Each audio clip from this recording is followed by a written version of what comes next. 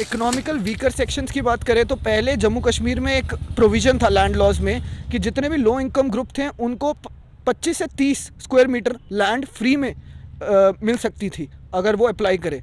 अब वही प्रोविज़न को बढ़ा के जितने भी इकोनॉमिकल वीकर सेक्शन देश में हैं या लोअर इनकम ग्रुप देश में हैं वो अब यहाँ पे आके अपनी फ्री लैंड ले सकते हैं 25 से 30 स्क्वायर मीटर की। तो आपका क्या कहना है कि ये एक पॉजिटिव स्टेप है? देखो, सब तो पैह्ले जेह्ड़ी तुसें आखेआ एह् प्रोविजन मिगी दस्सो कुसी देना, पैह्ले बी ते लै दे हे, इंदे गै 2 मंत्री हे, पर्चा लग्गी गेआ लैंड ग्रैबिंग दा। एह् क्या उस्सै कानून दा फायदा चुक्का कदें? इंदी नीयत न जेह्ड़ी एह् आम लोकें कन्नै नहीं है, इंदी नीयत सरकार दी नहीं। सरकार सिर्फ और सिर्फ देखो जम्मू कश्मीर दे अंदर जिस वेल्लै रियासत टुट्टी ना ओह्दे बाद ब्यूरोक्रेट ने 130 ते 40 दे करीब कानून बनाए। कानून बनाने दा कम्म जेह्ड़ा इक विधायक दा होंदा, विधायक कानून बनांदा, लेकिन बिना विधायक दे बिना असैंबली दे तुसें ऐसे ब्यूरोक्रेट ने कानून बनाए दे। और इ'यै जेह् कानून जेह्ड़े तुस दस्सा कदें बाह्रले लोकें गी देखो इकनॉमिक वीकर अज्ज बी जम्मू कश्मीर दे अंदर बड़े सारे लोक हे, सरकार ने क्या उं'दे लेई कोई कम्म कीता? एह् सिर्फ अपने लोकें गी मैं तुहानूं सिद्धा आखां कि अगर एह् आखेआ जाए कि भारतीय जनता पार्टी दे एजेंट हो सिर्फ RSS दे लोकें गी बसाने लेई एह् इकनॉमिक वीकर जेह्ड़ा इ'नें आखेआ कि हून पूरे हिंदुस्तान बिच लागू होएगा। और मिगी लगा सरकार ने शायद एह्दी पूरी त्यारी बी कीती दी होनी, क्योंकि एह् सरकार जेह्ड़े कानून लेआंदी न्हेरे बिच कानून आंदे, ताइयें अस काले कानून आखने।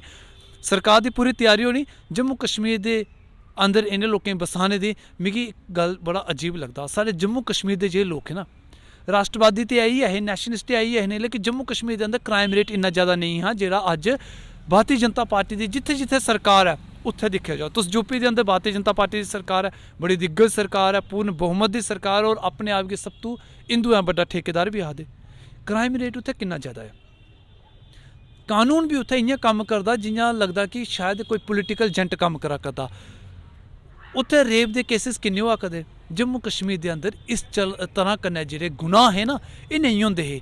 और मिगी लगदा एह् जेह्ड़े प्रावधान सरकार लेआ करदी एह्दे कन्नै इक ते साढ़ा कल्चर बिल्कुल टुट्टना। और कल्चर बिच एह् नहीं है कि सिर्फ डोगरा लोग पग्ग पांदे ते डोगरी बोलदे, प्हाड़ी मारे प्हाड़ी लैंग्वेज बोलदे, जां कश्मीरी कश्मीरी बोलदा, कश्मीरी कल्चर गी लेइयै चलदा। कल्चर ओह् टुट्टना जेह्ड़ा भाईचारे दा हा, कल्चर ओह् टुट्टना जेह्ड़ा हिंदू ते मुसलमान बिच हा रिश्ता हा, कल्चर ओह् टुट्टना जेल्लै सारी कौमां कट्ठे बौंह्दियां, कल्चर ओह् टुट्टना इक बक्खी मंदर दा माइक चलदा ते दूई बक्खी मस्जिद दा नमाज पढ़ने दी आवाज़ आंदी, ओह् कल्चर टुट्टना। उस कल्चर लेई उसी हिसाब से जनरेट किया एक सिस्टम उसी हिसाब से जनरेट किया हुआ है। उसमें बाहर की स्टेट से लोगों का आना for any purpose, I think it will drastically change the demography of the state, the culture of the state. The consequences would be a lot, जिसके लिए हम अभी रेडी नहीं है। आज तक crime rate Jammu and Kashmir में बहुत कम रहा है। हमने बहुत इंटरनली मैटर्स को रिजॉल्व किया है, but I think with there are जहाँ इतनी प्रॉब्लम स्टेट में ऑलरेडी हैं वहाँ पे एडेड प्रॉब्लम्स का आ जाना, I think even the government is not ready for it, because already एक मॉडल चल रहा है जिसमें बहुत सारे एक्सपेरिमेंट्स हो रहे हैं with our state, and something of that level of exposure, I think it's going to be very tricky to manage the rate of the rapid, I think, change that's going to happen.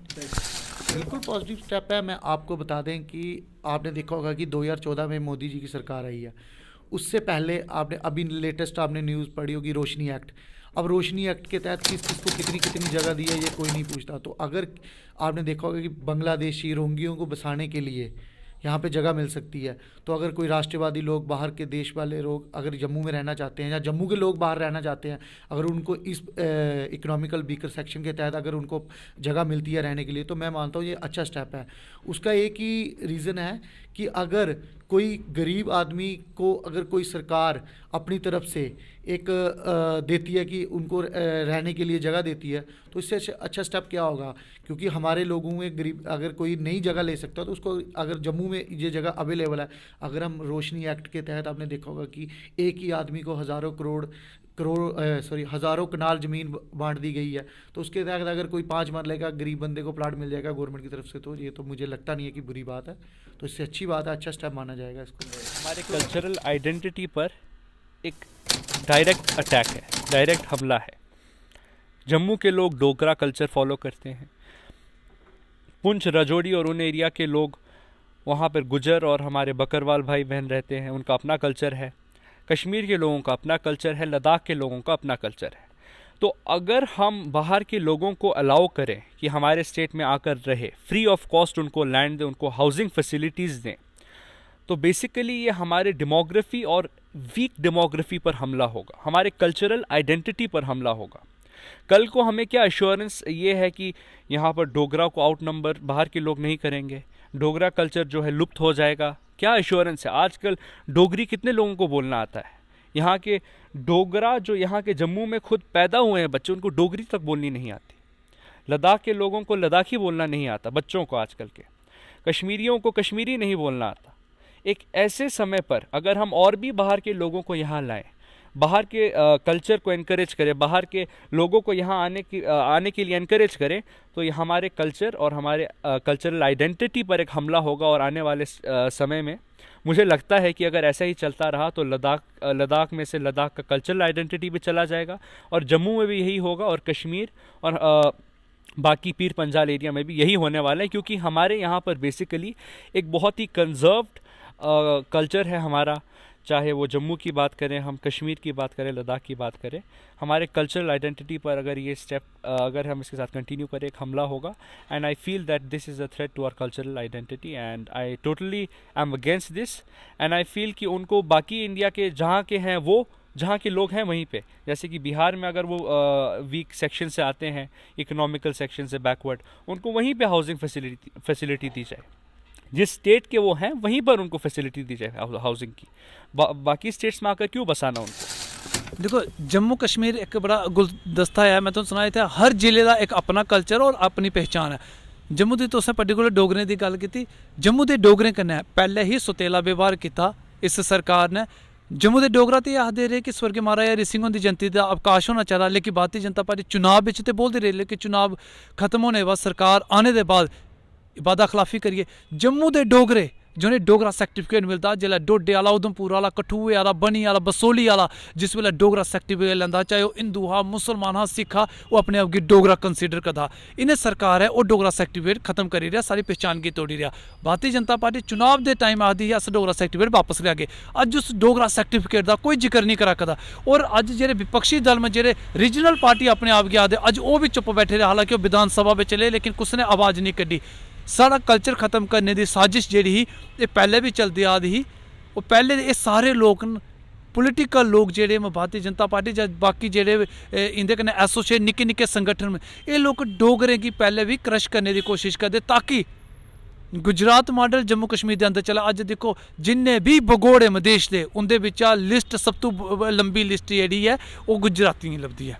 सब तो ज़्यादा लंबी list, जितों थोड़े मी ना पता, 23 ना तो मिगी पता है, सब तो ज़्यादा लंबी लिस्ट। ये जम्मू कश्मीर के डोगरें की क्रश करिए इत्थे अपना मॉडल लियाना चाहते। भारतीय जनता पार्टी अपने एजेंट लियाना चाहती और अपने पूंजीपति लियाना चाहती। सारा कल्चर जोड़ा है, सारा कल्चर सैकुलर कल्चर। मैं जियां थोनू आख्या, सानू डर वो नहीं है कि अस मारे डोगरी पजामा कुर्ता पाइए, सानू डर है कि जिस वेले मंदिर की आरती चलती उस वेले मस्जिद में बैठे दा मौलवी भी सुना होंदा, जिस वेले मस्जिद के अंदर दा नमाज पढ़ते हैं तो वही आवाज़ मंदिर तोड़ी पुजे। सानू डर है वो कल्चर टुटने की। सानू डर है जिस वेले अस कश्मीर के अंदर जन्ने ना, उत्थे कोई इस तरह कन्नै पत्थर नहीं मारदा, तू जम्मू दा आया तो पत्थर मारी रो, मारे रा गला बड्डी रो।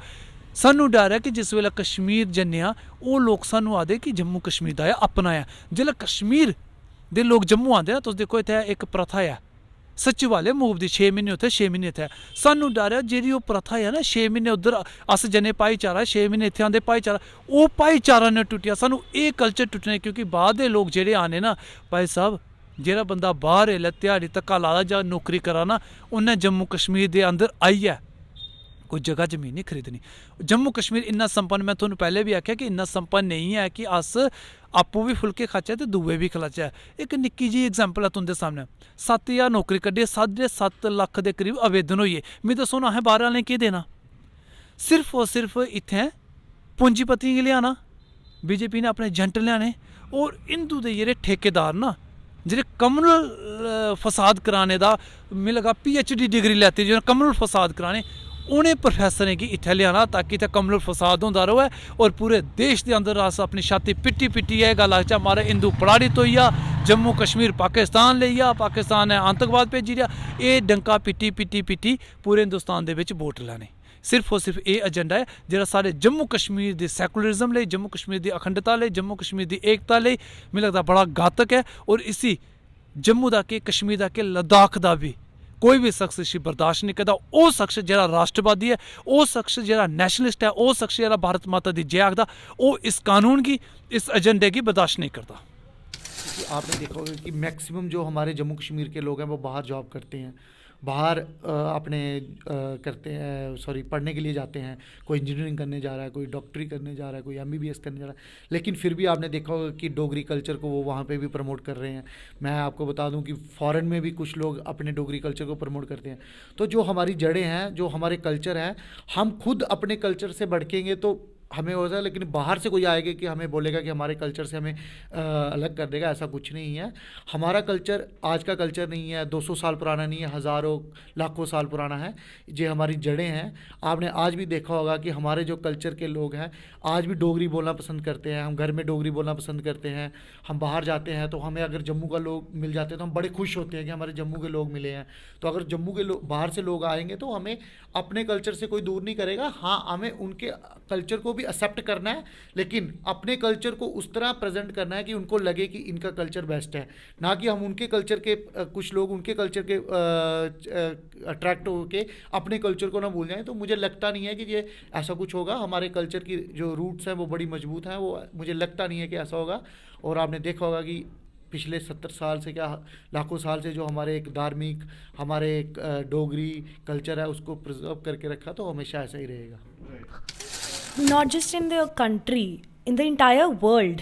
अगर जम्मू कश्मीर की बात होती है तो बात होती है वहाँ की नेचुरल ब्यूटी की, उस जगह की सैंक्टिटी की, और उस जगह की वाइब की, in the sense it's always been a place to admire nature. तो अब ये एक बहुत स्पेशल रिस्पॉन्सिबिलिटी होती है किसी भी स्टेट गवर्नमेंट की कि हम उस नेचुरल सैंक्टिटी को प्रिजर्व करें। तो if something like this is happening and the demographics and the culture is being changed and distorted, तो उस जगह की ब्यूटी बिल्कुल नहीं रह जाएगी। जो हम अगर बाकी हिल स्टेशन से अपने हिल स्टेशंस को कंपेयर करते थे, and everybody used to say it's untouched, it's heaven on earth, तो आई थिंक वो natural sanctity of the place is going to get very disturbed, and I don't think anybody should like it. हम लोग में से किसी को ये पसंद नहीं आएगा कि हम लोग की जगह पे where there have been trees and tourism as an industry को जहाँ इंकरेज किया जा रहा था, वहाँ कंपनीज बनेंगी, बिल्डिंग्स बनेंगी, and it will be I think just like any other metropolitan city after that. The whole beauty of Jammu and Kashmir would be taken away. So एक इसी के साथ मैं फॉलो अप क्वेश्चन एक ले लेता हूँ दैट हिमाचल एंड जब हम लोग बाकी नॉर्दर्न स्टेट्स की बात करते हैं, specifically Himalayan state which is Jammu and Kashmir also, तो कुछ स्पेसिफिक राइट्स हैं उन लोगों के पास अपनी इकोसिस्टम को सेफ गार्ड करने के लिए।